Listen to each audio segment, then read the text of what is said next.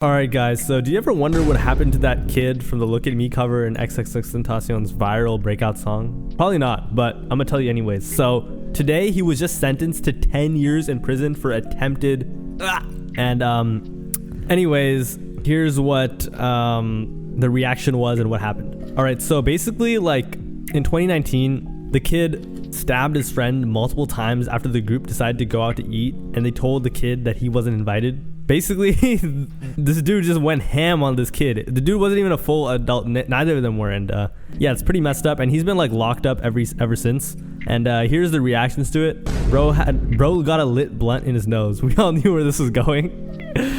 Iconic image, ironic ending. Album cover money ran out and caused a psychotic breakdown from laced smoking at an early age to too many. That haircut should be enough punishment.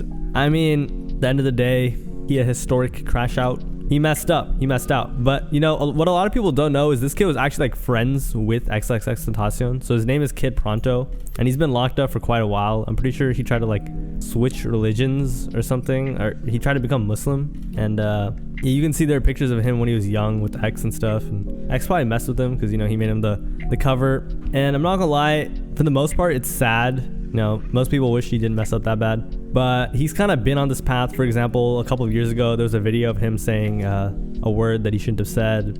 And I kind of just wanted to tell a story because it's pretty interesting. So basically, on December 30th, 2015, when it came time to choose a cover art for SoundCloud, X used an image of a 12-year-old boy with a blunt hanging out his nose. That's crazy. And it wasn't just a random photo, though. It was a picture a kid sent to him a couple of months before, and that kid was known as Kid Pronto. Basically, this kid that just got sentenced. Anyways, he recently befriended X, and he kind of said, yo, we're from the same city, we had a lot of mutual friends, and he just messed with me. X kind of pulled up on me with like 50 people on the street. Ski mask, everyone was there, we went to the show, and we just stayed in touch after that. And he kind of told the story of like that iconic picture, and if you were like even like the slightest tapped in to SoundCloud rap in like 2016, 2017, you knew the song, right?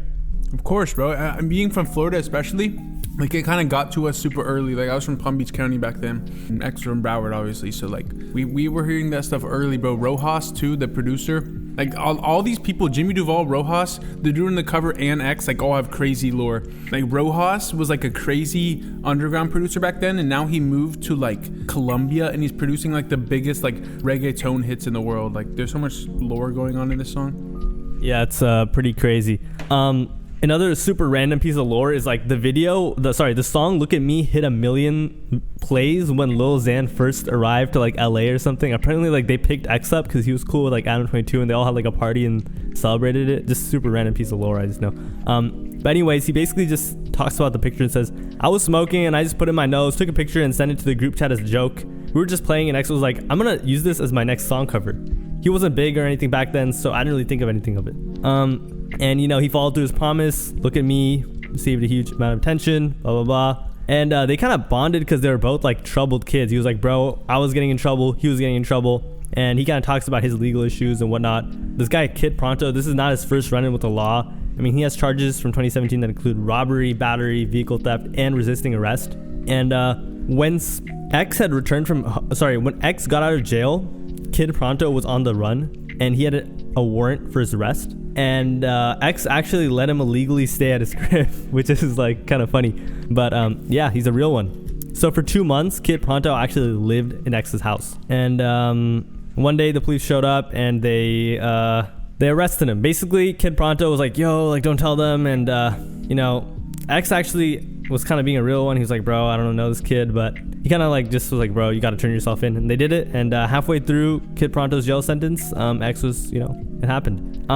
Ever since then, like Kid Pronto tried to like become a rapper a little bit himself as well, but it didn't totally work. He dropped a couple songs, like this one called My Click, and he got some cool, like people were like, yo, it's cool, but it didn't really do anything. When he was 17, he got put on house arrest, and this is before, this article was published like before he got his, or no, I think it was when he got his new charges, but they just didn't talk about them. But yeah, it's not or no, actually they did talk about it. They said he couldn't stay out of trouble with the law according to local news outlets. And you know, I just talked about it, the whole stabbing another teen thing. And in the interview, he said he still can't talk about the incident, but you know, it's pretty messed up. That's pretty obvious. And getting 10 years for it, that's tough too. That's like his entire like adult life, or not like young adult life. I mean, the incident was from 2019, right? And it's 2024 now. He's just getting sentenced. Does he get time served?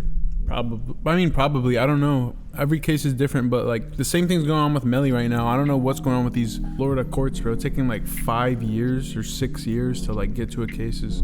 Moral of the story, like, yo, do not do anything crazy. It's not worth it. Like, bro, they're just gonna let you rot. It's totally not worth it. Like, bro, you don't want to mess with the legal system, especially a kid like this. Like, he didn't have money. He probably had a public defender. He probably just got screwed. Who knows? He's lucky if he gets time served in Florida, because Florida is like super. They just like throw out years. They don't give a damn. Like, you know what I mean? Yeah. Also, it's like, I don't know. He's obviously a misguided kid. Like, I mean, he was on a cover at 12 years old with a blunt in his nose, bro. Like, he didn't really have that bright of a future. Unfortunately, like X could have like set him on a better path, maybe. But I mean, he passed away, and obviously he's not around for that anymore.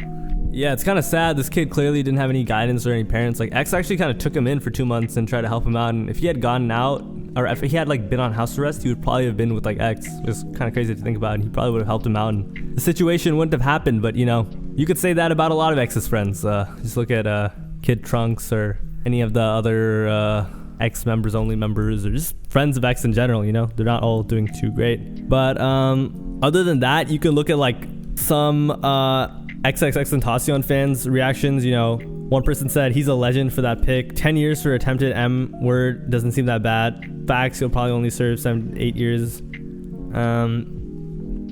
You know, poor kid, those old habits die hard, huh? I could have ended up like bro at his age, but I took a different road. Hope he can find God.